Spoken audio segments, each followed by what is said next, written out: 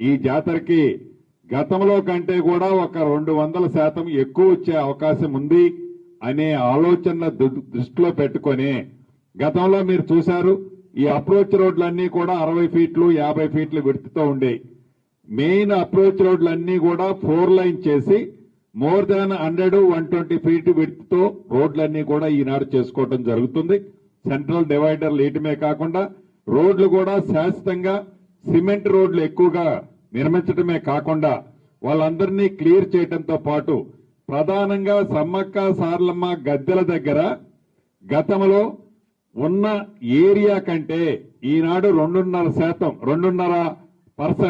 2.5 times 250% increase చేయడం జరిగింది.